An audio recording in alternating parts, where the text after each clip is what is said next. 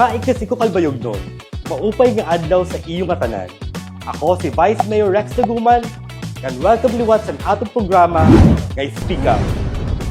Kundiin, atong ginihimang raw ang mga ordinansa nga may direkta nga epekto sa atong tagsa-tagsa nga kinabuhi. Yan ang adlaw atong paghisgutan ang Ordinance Number 2009-SS01-033 nga mas kilala como Truancy Law. Manaday na ano ba ang essence sini nga balaod? Vice, simple la ang iya punto. Ini nga ordinansa ginpapahalipot ang roaming, loitering and pagstay sa mga parks, theaters, cinema houses, video game shops, internet cafes ngan iba pa nga recreation areas durante sang class hours.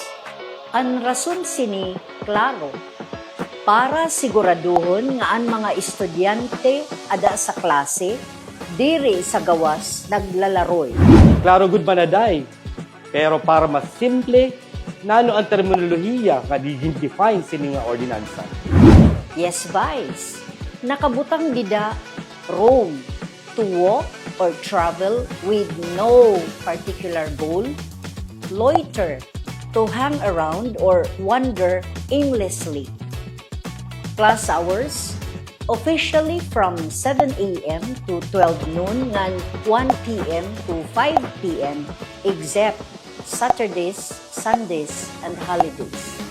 So, kung ada ka sa gawas siton nga mga oras, imbis nga nagkaklase, violation na iton. Tugsugan, sino ang may responsibility sa pagpatuman sini? Ini an importante, Vice. According to the ordinance, barangay officials, kapitan, SK, ngan iba pa nga leaders para mag-obserbar sa peace and order. Schools, principals, teachers, disciplinarians para mag-report sa mga estudyante nga nakikitaan nga natalapas. Parents and guardians, kinahanglan magsuporta sa proper guidance. So, collective effort ini. Diri la eskwelahan, diri la barangay, kundi pati pamilya. Klaro gud kaupay. So manaday, nano ang mga penalties? Ini ang mga pinalidad. First offense, dadon ang estudyante balik sa eskwelahan para disciplinary action. Second and succeeding offenses, ang estudyante nga nan iya parents kinahanglan mag-undergo sin guidance and counseling sessions upod ang principal ngan guidance counselor. Diri ini ginpapatuman para magsirot kundi para mag-guide ngan maghatag sin direksyon sa kabataan. Tama ka manaday.